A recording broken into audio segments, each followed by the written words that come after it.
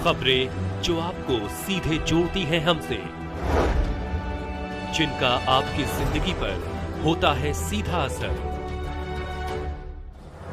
खबरों की वही तस्वीर, बिना बदले बिना डरे, जज्बा सच का लिए, सच दिखाते हैं। NIA deemed to be university की पूर्व vice chancellor professor Meeta Kotecha ने दिया व्याख्यान। आयुर्वेद अनुसार आहार एवं आहार संस्कार पर दिया व्याख्यान। आयुर्वेद में आहार केवल भोजन तक सीमित नहीं, यह जीवन की समग्रता का हिस्सा। प्रोफेसर कोटेचा आहार पोषण के साथ साथ रोग के उपचार में उपयोगी। प्रोफेसर मीता कोटेचा दूसरे सत्र में NIA deemed to be university के डॉक्टर राकेश नागर ने दिया व्याख्यान। कुपोषण को रोकने के लिए आयुर्वेद संस्थानों की भूमिका विषय पर दिया व्याख्यान।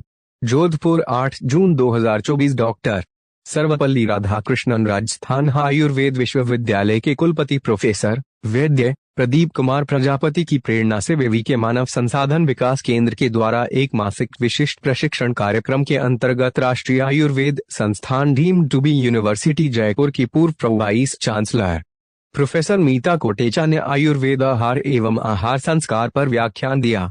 उन्होंने बताया कि आयुर्वेद में आहार और आहार संस्कार केवल भोजन तक सीमित नहीं है, यह जीवन की समग्रता का हिस्सा है, जिसमें शारीरिक और मानसिक स्वास्थ्य का संतुलन बनाए रखना महत्वपूर्ण है।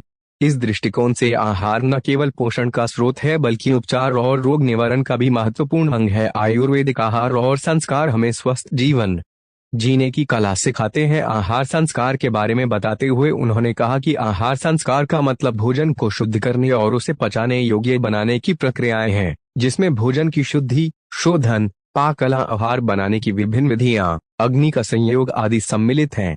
आहार के संस्कार से उसके गुणों में परिवर्तन किया जा सकता है।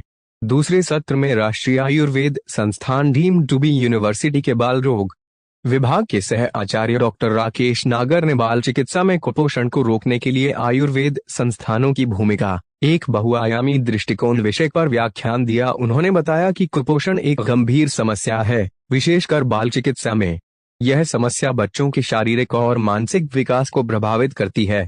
आयुर्वेद, प्राचीन भारतीय चिकित्सा पद्धति, इस चुनौती को पारंपरिक और प्राकृतिक तरीकों से समाधान प्रदान कर सकती है। इसके लिए सबसे पहले कुपोषण के प्रारंभिक लक्षणों को पहचानना जरूरी है। कुपोषण के प्रति शिक्षा और जागरूकता बढ़ानी चाहिए।